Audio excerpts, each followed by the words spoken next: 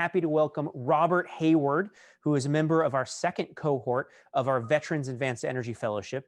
The Veterans Advanced Energy Fellowship works to generate a cadre of next generation energy leaders who have served in the U.S. across all branches of the military. We're really excited to provide opportunities like these to our fellows to be able to moderate panels like this, particularly for an issue as important as this, coming off of President Biden's inaugural remarks yesterday that energy and environmental justice will be a central part of his agenda. Robert, it's great to have you here at the forum. Welcome, and thank you so much. It's great to see you again. Great to see you as well, Randy, and thank you for that warm introduction. Today, our topic today is energy justice in the midst of energy transition. We're currently in the midst of an energy transition today that will have great implications for our future of equity, advancements, and opportunities for citizens worldwide.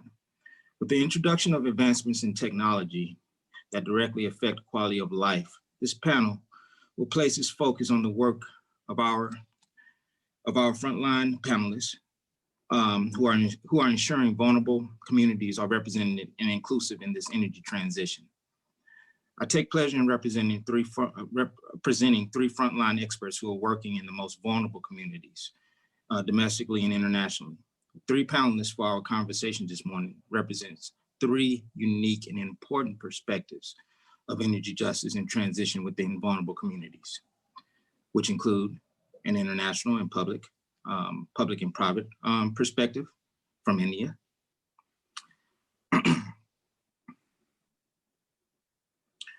a private development firm that is also working domestically and internationally, and last, the nonprofit and NGO perspective, which also provides a perspective domestically and internationally. I am both honored and privileged to introduce you to our panelists for the event. Ms. Sunita, Narain, Director General, Center of Science and Environment, India. Bonnie Norman, President, E3 International, and Jacqueline Patterson, Senior Director, Environmental and Climate Justice of the Environmental and Climate Justice Program, NAACP. At this time, I will open the floor for each of the panelists to introduce themselves, starting with Sunita Narain, followed by Bonnie Norman, and Jacqueline Patterson. Sunita, I'll open the floor to you at this time. Thank you, Robert. I'm Sunita Narain, and I work in Delhi at the Center for Science and Environment. I'm a researcher and an environmental activist. And, based in Delhi, working here, working in India. For us, environmental justice, development, the right to development of all is part of everything we do. We believe sustainability is not possible unless we can have affordable and inclusive growth for all.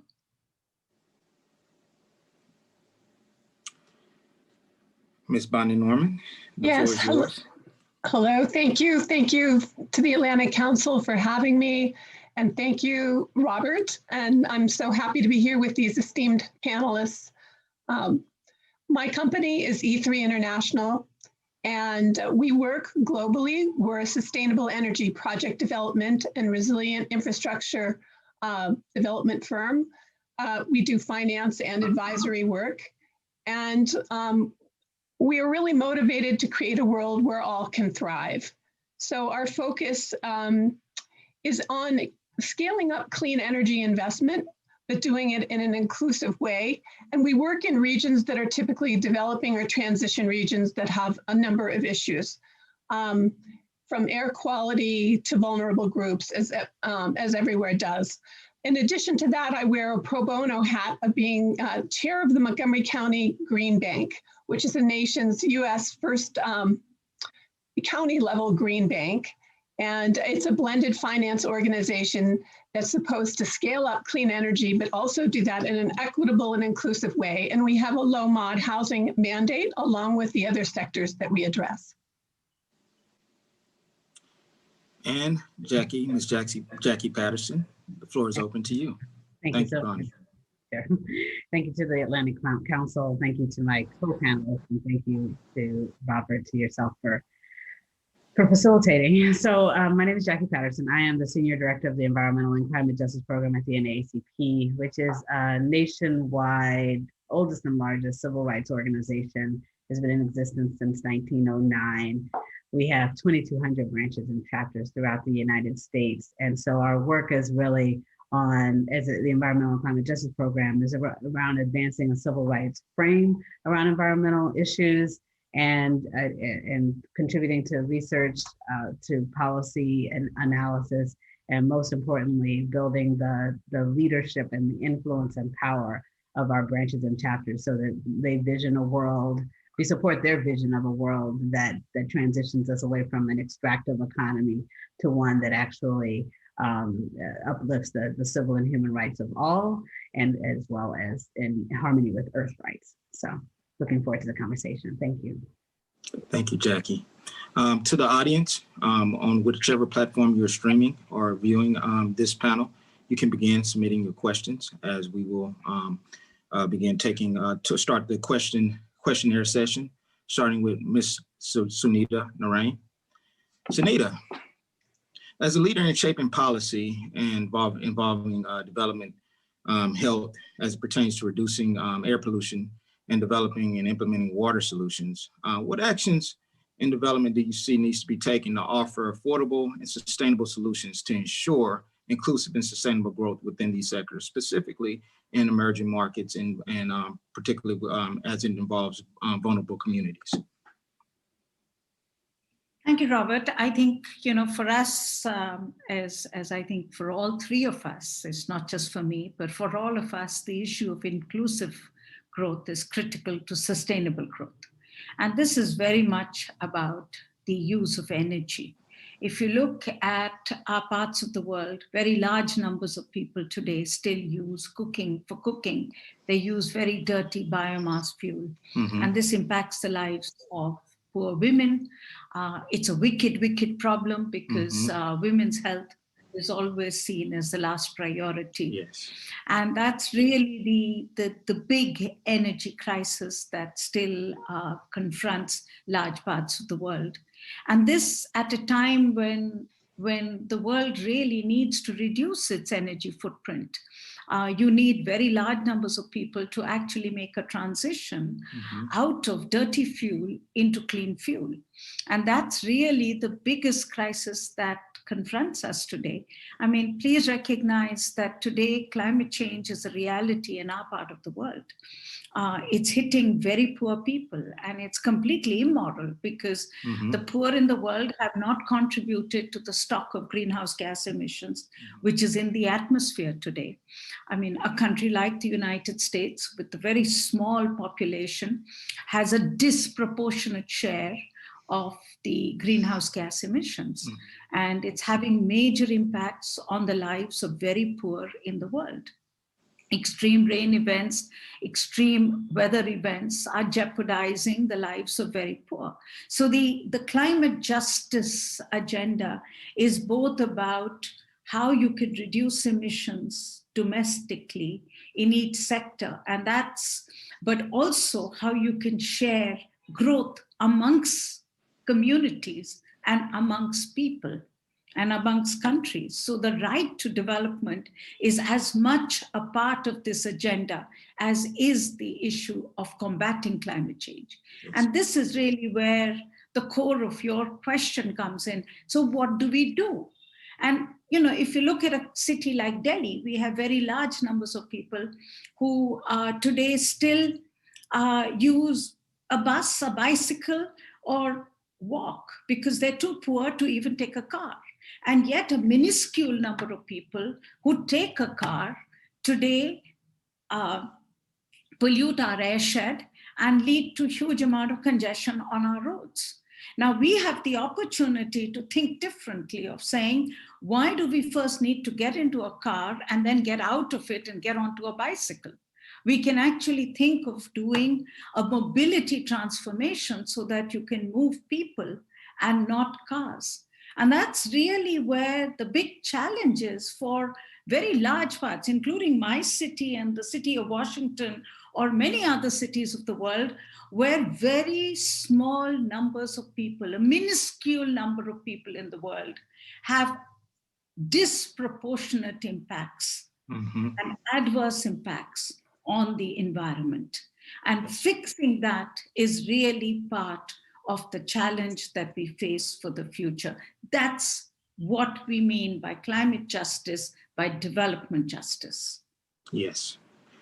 Thank you, Sunita. And in mentioning and understanding some of your efforts that you've been taking in India, as you are preemptively promoting our organic agriculture growth and implementing in order to preempt the use of highly chemical intensive agriculture systems.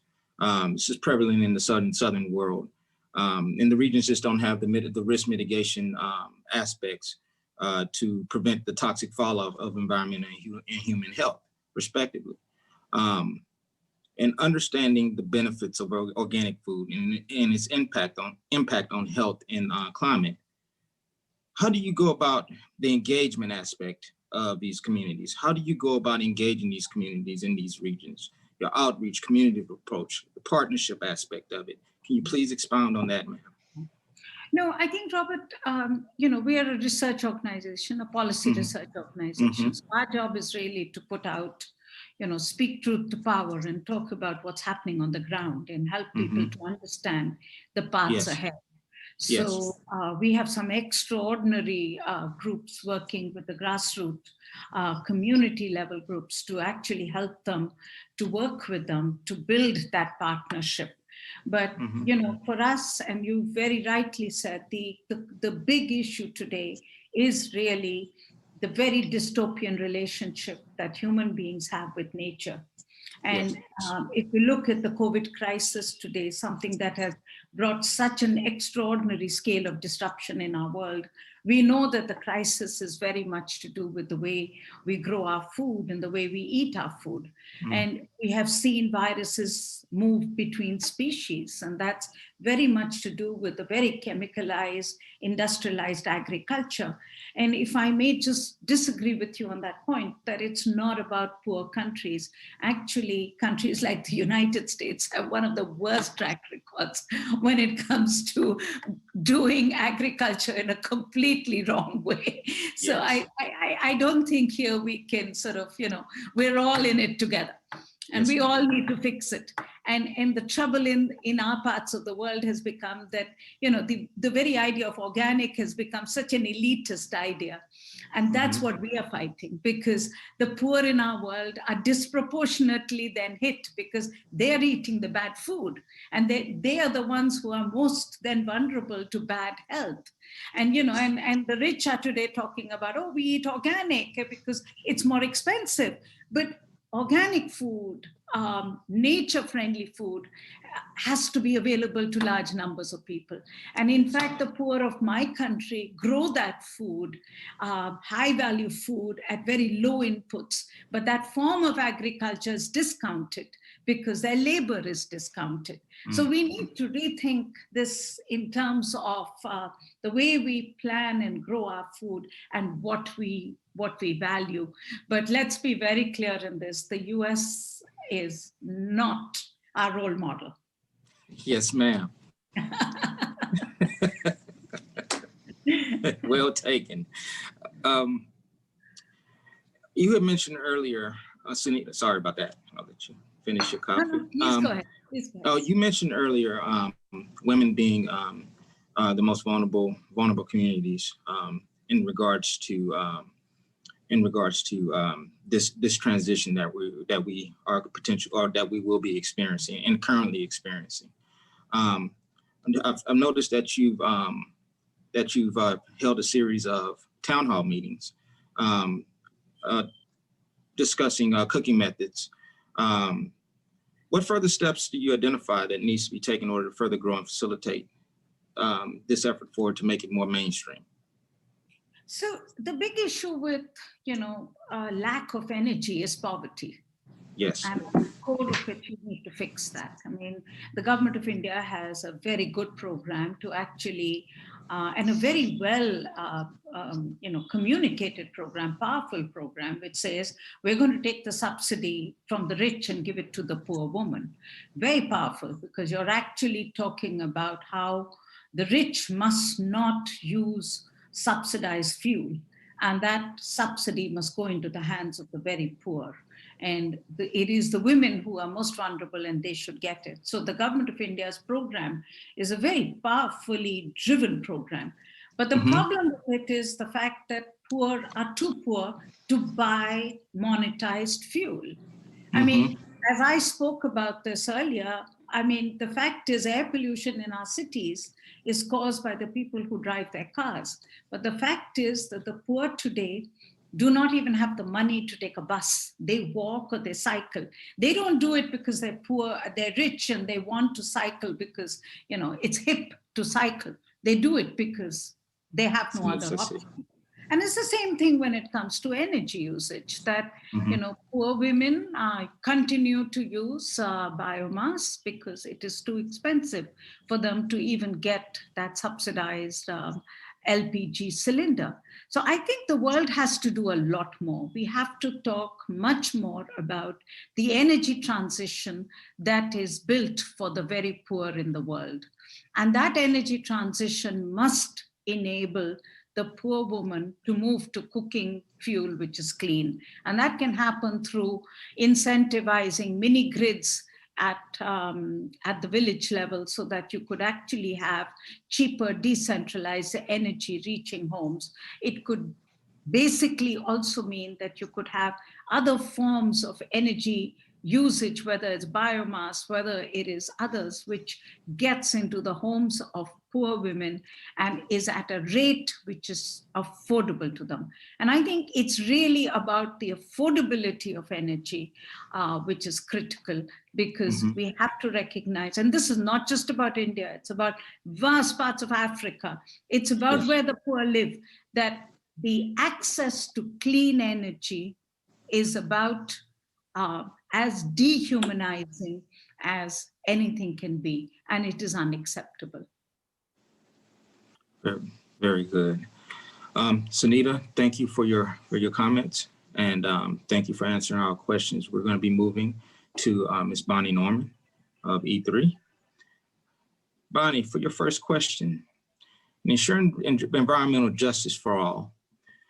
Please explain how, through E3's work in the Balkan countries, how does E3's work contribute to environmental justice, and how can it serve as a model for additional private sector organizations such as yours? Thank you, Robert, and apologies for the phone. I thought it was turned off. Looking at environmental justice, and particularly where we work most often, which is in the Western Balkans, we've been working there for 20 years. There are certainly environmental groups, vulnerable groups that are affected by the environmental issues more than others. That's certainly true, but the entire population, because coal is such a primary generator of electrical energy, over 60%, and because the coal plants are often located next to big cities, as in Belgrade, the air pollution issue is a huge problem for everyone. So environmental justice in that region is certainly probably poorer people live closer to that power plant, but the entire population suffers from the second worst air quality in the world due to that power generation. So we are working with them on a clean energy transition.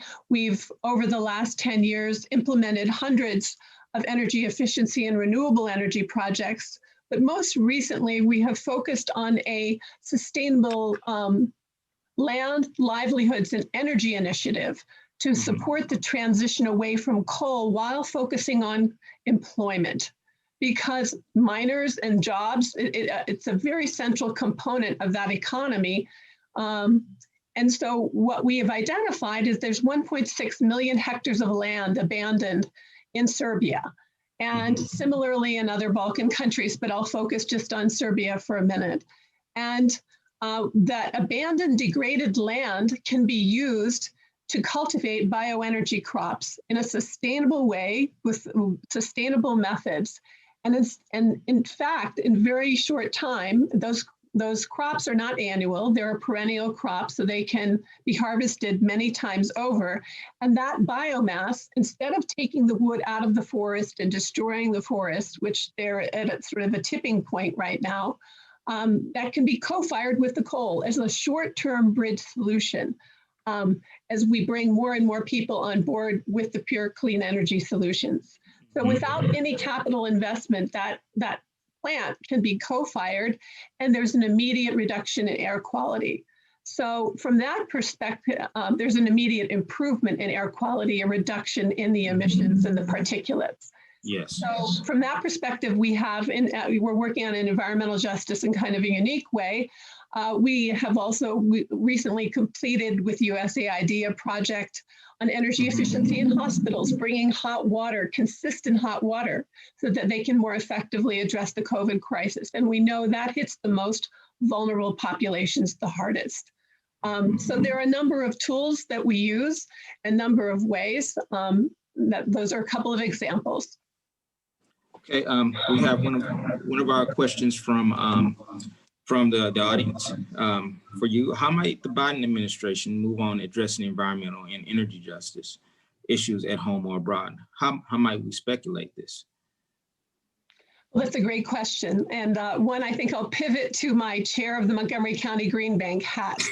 That's a good pivot. I mean, certainly the support for international work is critical, but I think, and I'm not going to underplay that. And so I think continuing the support that we have internationally and various organizations is key. But wearing the home hat, and this is really about bringing public purpose money that's available to be leveraged with private sector funds to scale up clean energy investment in energy efficiency measures and renewable energy measures that not only improve the outdoor air quality, but the indoor air quality.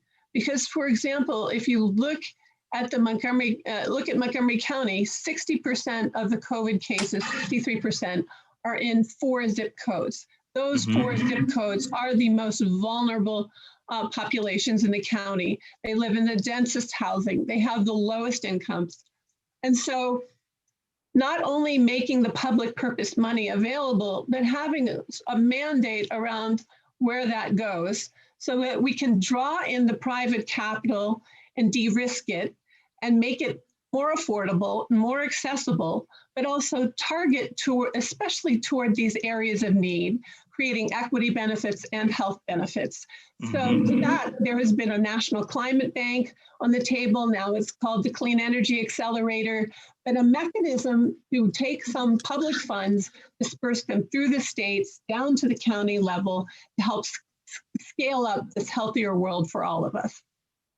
So in general,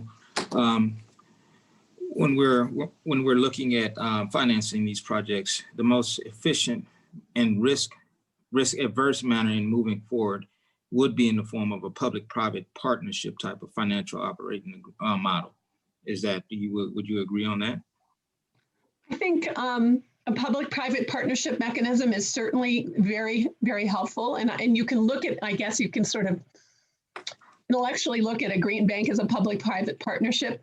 But I think it's also simply creating the pool of public purpose capital that can then be used to de-risk the private capital with guarantees, with loan loss reserves, with technical assistance, which is really what is needed because everybody's busy with their day-to-day. And if you go into an affordable housing, I mean, people are just focused on what they've got to do to keep the property running. But if we have resources that can support the technical assistance to go in and identify what needs to be done and put together the package and make it happen, that's equally valuable to de-risking the capital through various financial tools. Yes, we both are in the, this is your last question, Bonnie, because we're both in the financial world as it pertains to renewable energy and sustainable projects. I'm interested in hearing your thoughts on the role of PACE, property assessed clean energy financing, and its role in in moving us forward in this transition, and ensuring that environmental justice is maintained on the domestic front, or initiated and maintained on the domestic front for these vulnerable communities? That's a great question. Thank you. First of all, PACE is property assessed clean energy. And it's very often commercial property assessed clean energy, although it can be applied to residential as well. And within the commercial sphere, it can include industrial, multifamily. But what it allows building owners to do, whether they're multifamily building owner, residential building owners, or other commercial building owners, is to make clean energy improvements with no money down. And it is financed through an annual assessment on the property bill. So in a sense, it's saying clean energy is a public benefit, just like water, sewers and sidewalks and lighting. And so the improvements can be financed over a long period of time, typically 20 years, which makes the payments more affordable. And typically, whether it's renewable energy, solar on the rooftops, or energy efficiency improvements in the building, by having these measures secured against the building and the payments being stretched out over a long period of time, the savings can then pay for the improvements themselves. Mm-hmm. So what you have is an increase in property values, an increase in livability, particularly for those properties that wouldn't necessarily be able to afford it. So it is something that's enacted by a jurisdiction, PACE. The PACE program, it's spreading across our country. It's very effective. And it's now starting to include resilience measures as well, because vulnerable populations typically suffer, as was noted, from the impacts of climate change, the heat, the rains, the cooling. And it allows resilience measures to be financed in the very same way. Yes. Thank you, Bonnie, for that response. We're now moving to Ms. Jackie Patterson of the NAACP for her round of questions. In reviewing your climate change from a domestic perspective, I read your publication, Climate Change is a Civil Rights Issue. Can you please cover why the correlation between civil rights and climate change from your experience and perspective? Sure, thank you so much. Yeah, so as we all know, civil rights is defined as equal rights under the law. We talk about both civil rights and human rights, because human rights goes beyond the law, because we know we don't do a great job of having laws that sufficiently protect our human rights. But even as it relates to civil rights, as an example, when we talk about clean air, and clean air, the same assault on clean air that drives climate change is also assault on clean air that impacts the environmental health of communities. So as some of my co-panelists talked about, we have this challenge around the lack of clean air, or I guess maybe even framing that more positively, the availability of clean air is not as universal as it should be. So we know that certain communities, white communities, I'll start there, and affluent communities have more of a likelihood of having clean air.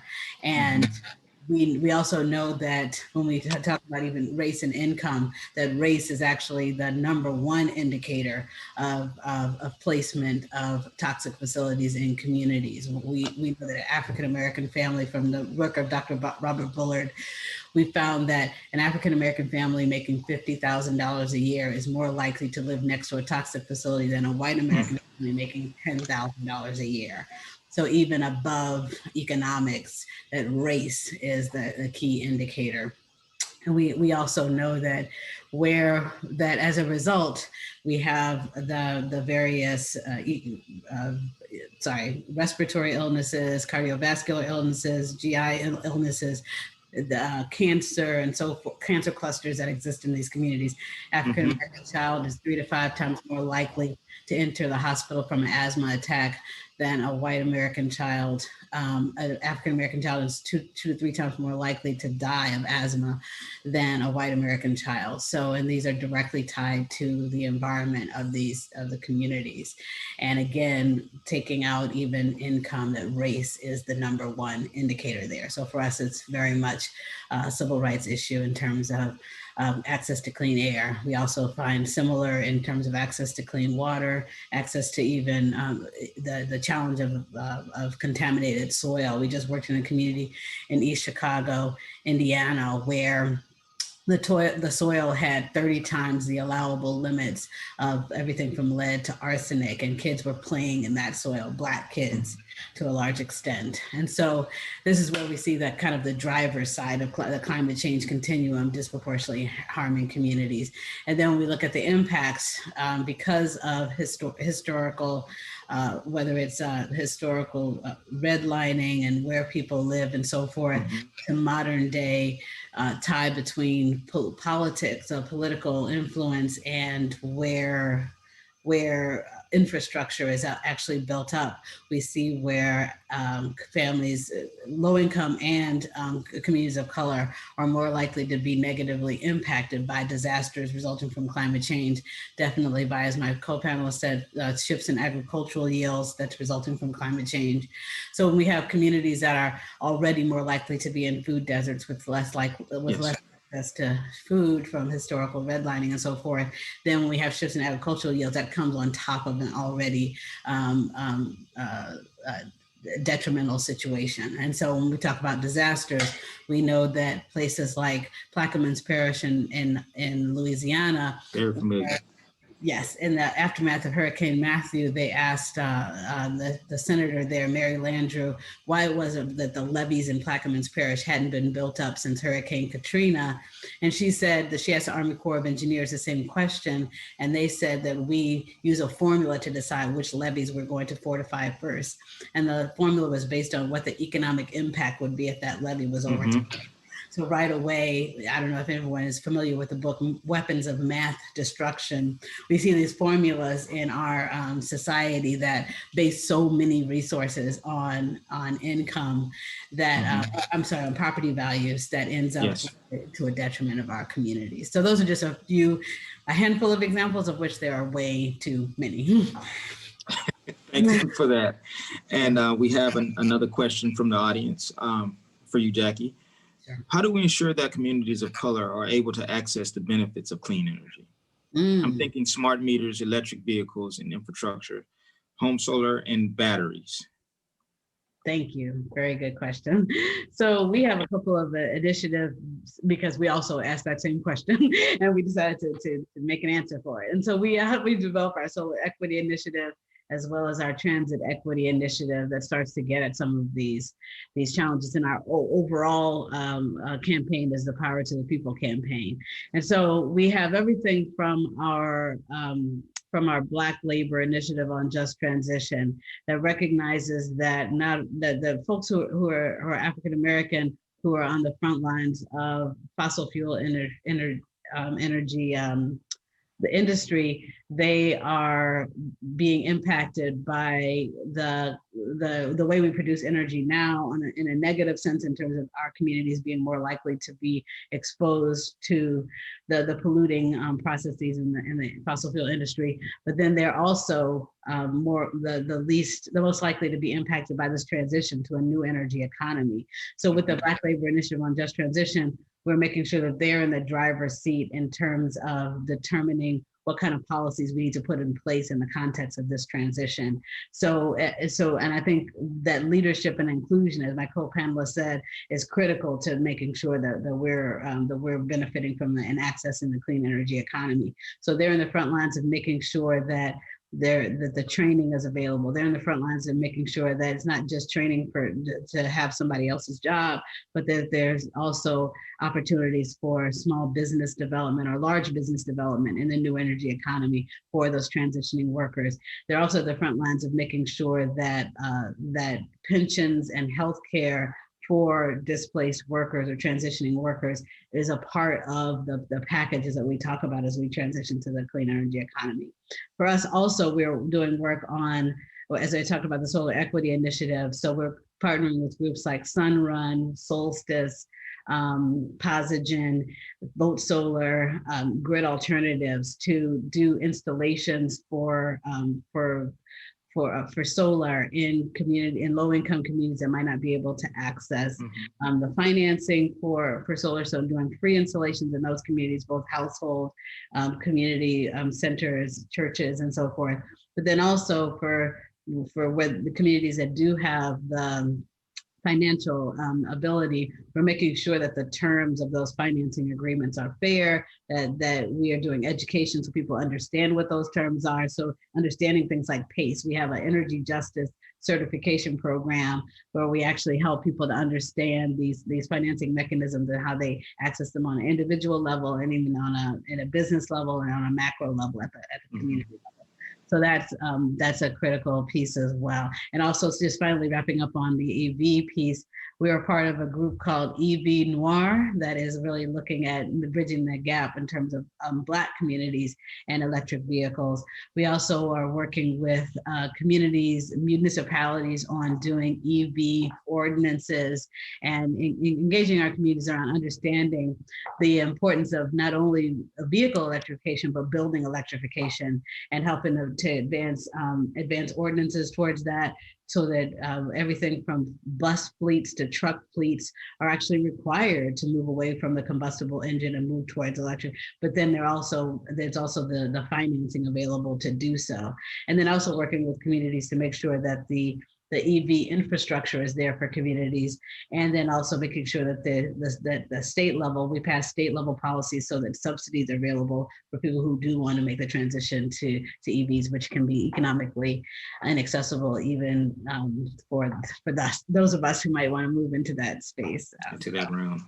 Yeah. Yes, we have quite a bit of experience on the economic development side of the house and promoting job creation first in order to integrate these renewable and sustainable type programs into the process versus leading with trying to inject these programs into the community first. We lead with the training and job creation in order to bring value, economic impact, like you just mentioned, first, and everything, the dominoes fall from there.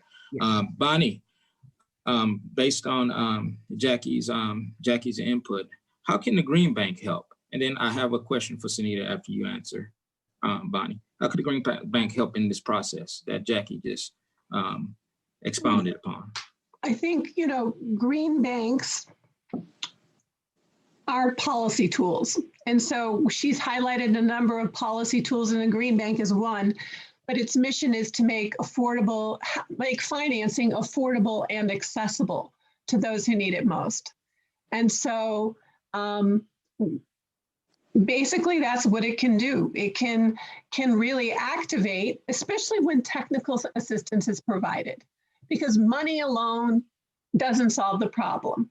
Policy mandates move us towards solving problems. If it's building energy standards for either housing or for commercial buildings, those can help us move us forward because we must comply.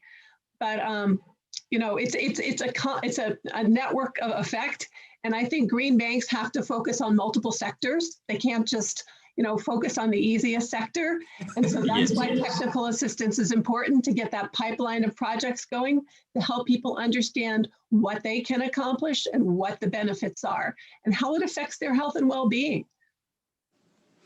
And I'm going to come back to both Jackie and Bonnie. I have a specific question between the two of you, but Sunita, you have a question from the audience. What are the lessons learned from India that the US and OECD countries can apply to sustainable agriculture to ensure food security as vulnerable communities are hit by climate change? So we're in the learning seat here. We all need to learn together. I mean, the fact is we're making horrendous mistakes. I mean, there is no doubt. I mean, India is doing as many mistakes as the US has made on this. But I think there are lessons. And I think, for me, Robert, the biggest issue is really learning from the wisdom of the poor, something that we often do not do, because we are so arrogant, and we really believe that because we have studied in some fancy engineering college that we know agriculture. But often it is the wisdom of very poor farmers, and which we need to listen to. And they really, if you look at the way farming has been done traditionally in most societies of the developing world, it has been it has learned to manage risks. And managing risks is becoming even more critical in a climate uncertain future. And the farmers, to manage risks, always made sure that they had multiple crops. They did not do a single crop. And that was very critical, because remember, if you do not, you also need crops which have different uses. So I have seen farmers who, when the crop has failed because of, say, drought or pests, they will move to using leaves for fodder, or they will use it for something else, for mulching. And they will always have a variety of crops to be able to manage and mitigate the risks that they have.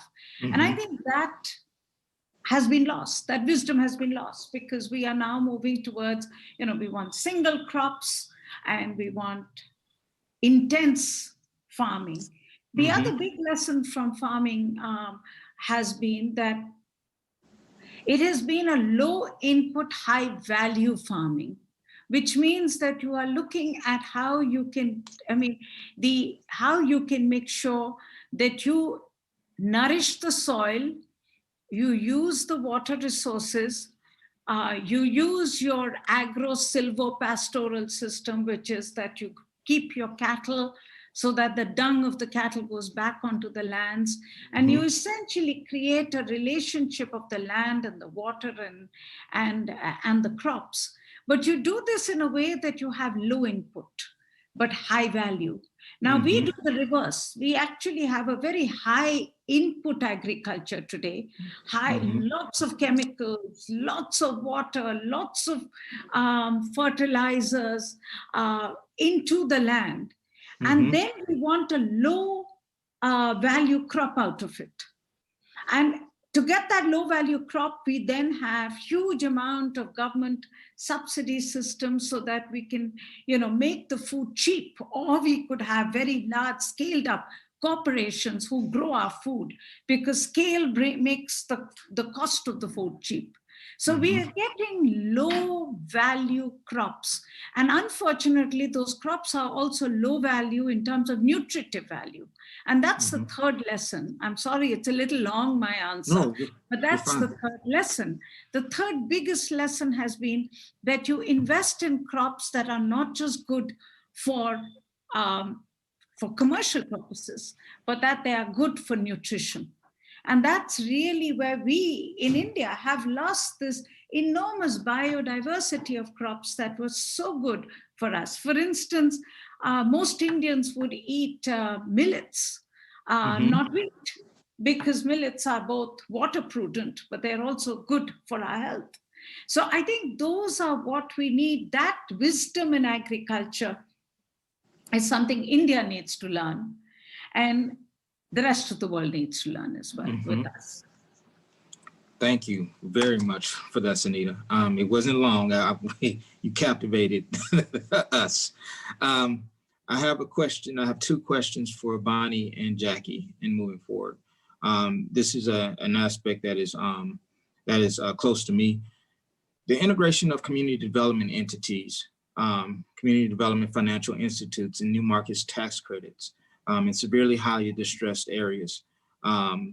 What would be a coordination point between policy, private sector, and your municipalities, and moving a solid process forward in order to mitigate financial risk, and also create jobs and economic impact, and ensuring and using this as a tool for energy justice during our transition. I've seen the program utilized for greenfield real estate and construction, but I'm interested to see new markets tax credits being utilized in your arenas or integrated into your two activities? Bonnie, if you can go first. Well, honestly, I've not worked with new markets tax credits, but we do use tax credits. And certainly with regard to solar. And I think anytime you want to take limited public money and make it go further, you've got to use, especially if you're drawing in the private money, you want to de-risk it with all the tools you have. And the various forms of tax credits help that happen. So it makes the whole project more affordable. And just, a simple number, green banks typically make their public purpose money go 4, 5, 6, 7 times further.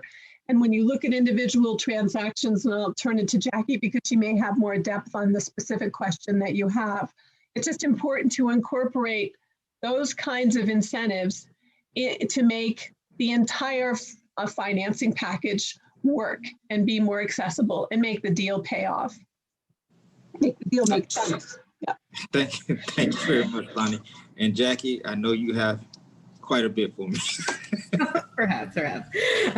Yeah, no, I'm glad you asked this question because we just launched, we launched it last year, but we are kind of increasing our focus on this initiative we call the Transformational Climate Finance Initiative. And really it's getting straight at this question. We have seen some of the failures of well-intended models, whether it's opportunity zones that are supposed to create opportunity for communities, but have really ended up being a bit of a windfall for developers while communities continue to suffer from these extractive models. And so for us, we put together the Transformational Climate Finance both to kind of act as a traffic director and technical assistance provider. So we're getting a lot of entreaties from social impact investors who want to invest in our communities, particularly in the aftermath of the murder of George Floyd. And they see where this whole issue of capital in Black communities and wealth deficits as a major driver of inequity in addition to how racism plays a role in that. And so we have the social impact investors coming in. We have kind of this lack of models in terms of great policy models. But we do have great practice models that are being implemented by groups, regenerative economy models that are being implemented by the new economy coalition and its members and so forth. So we are what we're doing, and then we have 2,200 branches and chapters that are in the very communities that are in need of these types of wealth building and economic development initiatives. So what we're doing with this is combining the vision of the communities, which is where it should start. And so municipalities, elected officials, they're elected to represent the interests of the community. So we want to start with the vision of the communities in terms of what they want to see, and then call on the elected officials in terms of the municipalities as the duty bearers to implement the community's vision in terms of what they want to see. We're pulling in the New Economy Coalition folks and others who have the models of where things like the Green Bank and so forth, where there are models of how to do these economic programs. And then we have these model programs that are financed through the social impact investors. So we find out what asset classes are needed, for whether it's bonds or straight grants, and making sure that we're able to pull together the seed equity and so forth. And then as we develop a number of kind of model programs, then we actually push for the policies and say, okay, we need to abolish the opportunity zones as it's written, and here's the model policy based on these model projects that we have going. So we are beginning to implement, pulling together all of those players, 20 model programs in 2021 of various scales, and many of which are going to be focused on the clean energy economy. So that's a kind of short answer, but. And Robert, what's interesting is we're really doing that in Serbia with our Sustainable Lands, Livelihood, and Energy Initiative. It's interesting because there's a lot of money interested in land restoration and the link back to biodiversity. And while I spoke about bioenergy crops, what we're really doing is creating livelihoods for displaced or for underemployed farmers or displaced miners. And it's not just the bioenergy crop, which is to be grown to restore the soil, but creating agroforestry borders, creating co-locatable renewable energy investments, and creating capacity building and training. So we're seeking credit guarantees. We're about to put out a prospectus, which we're finalizing right now for the social impact investors. And we will be doing capacity building through the municipalities, through the farm cooperatives to advance this initiative, just as you were describing, Jackie. So it's an interesting parallel. Thank you for that, Bonnie. And Sunita, do you have? Yeah, just a very quick one. I think this is fascinating. And I mean, you know, the biggest challenge that we all have is how do you put the money back into the hands of the communities? Mm-hmm. And you know, as the world is looking at land-based solutions, particularly when it comes to climate change, when we are looking at how trees can sequester carbon dioxide, and all governments and their plans for net zero include this. The biggest issue for us is going to be the issue again of climate justice and of development rights, so that we make sure that poor communities, their lands are not used as another way to be able to clean up the dirt of the rich, but that the poor communities actually benefit and they have the rights and they get the real value for their land and their labor, and the cost is paid. Because otherwise it will become another way for the rich to be able to use the labor of the poor. And that's not right. Mm-hmm. Thank you, Sunita. We have a very good question from the audience again. This is for everyone. So I will have Sunita, you answer first, and Bonnie, and then Jackie in the same order. But for this, for everyone, how does gender play a role in this disparate impact of environmental harm of the energy status quo? How are women, girls, and LGBTQ people affected differently? Well, you know, I have a very simple answer to this. We had a very, many of you may have heard the name of Mahatma Gandhi. He was a leader during the freedom struggle of India, somebody we call the father of our nation. Gandhi very clearly said that the last person is what you need to think of. And what you need to do today is to paraphrase that to say, the last person is invariably the woman. And that's what you need to think of. And that's really what, that face of the poor woman is what we need to consider when it comes to the issues of everything, from climate justice to the issues of development rights, to the issue of poverty, to the issue of food, to the issue of malnutrition, to all of it. And I think if we can keep that face of that last woman in our mind, we will get our policies right. We will get our practices right. Very good. Very good. Thank you, Sunita. Bonnie? In terms of vulnerable communities and women, I think what we've seen as we've looked at studies is that when women get extra money, it goes into the health and well-being of their families. And so very often they don't have the capacity building and training. So around everything we do is to try to provide equal opportunities, provide inclusion, make sure we're focused on the vulnerable groups, whether it's our work in the county in the United States, or our work in Serbia, in the Western Balkans, or our work in sub-Saharan Africa, where I think it's most acute, where you see so much of a woman's day devoted to getting water, in some cases devoted to, you know, cooking with an unclean environment, in an unclean environment, as Sunita pointed out. But I think, you know, it's just around being intentional around the way programs are designed and what kind of skills and training is offered and to whom, and to make sure those benefits of clean energy economy go to everyone, and especially women and the most vulnerable. Thank you very much, Bonnie. Jackie?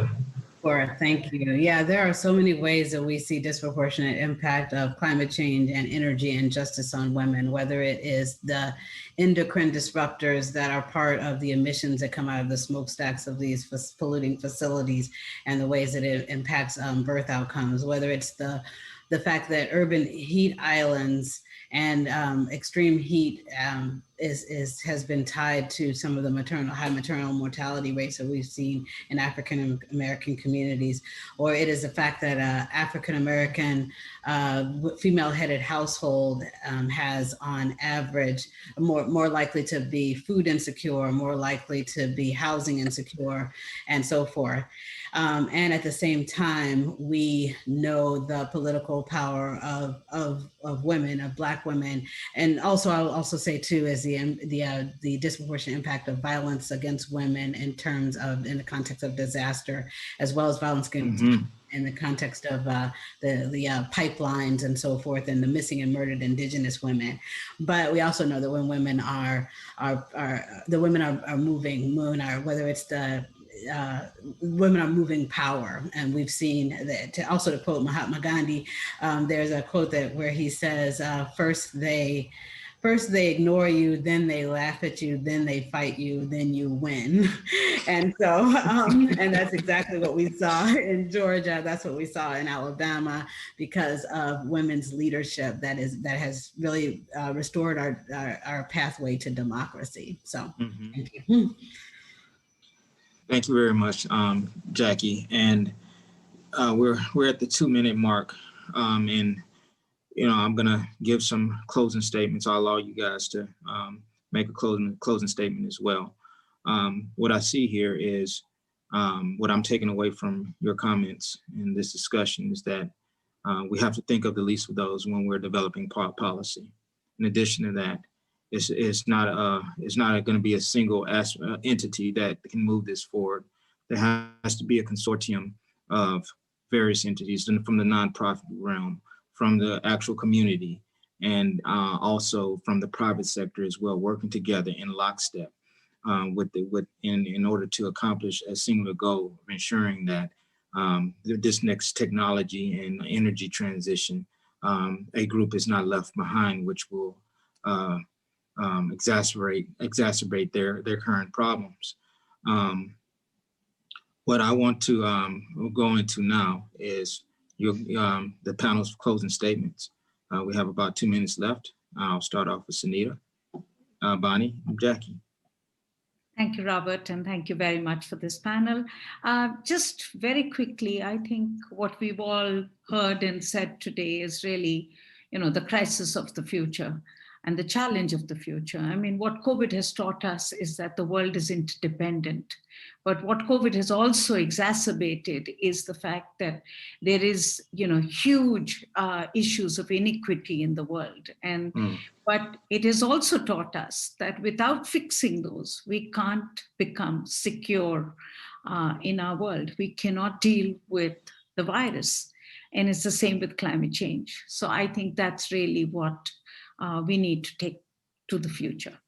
Thank you. About a minute left. Bonnie? Very quickly, I would say, echo that health, clean energy, equity, and economic recovery all go together. You can't, to create the better future that we are all striving for, to ignore one is to weaken the others. So we must move forward with those and intentionally including everyone, especially the most vulnerable. Yes. And Jackie? Thank you. Yeah. So just echoing and saying that we have to recognize that that not only just considering folks who are most vulnerable, but putting folks who are traditionally marginalized in the front lines of decision making and leadership, and really standing behind their leadership. Thank you very much. And we are at our time, and I will hand the panel back over to Randy at this time.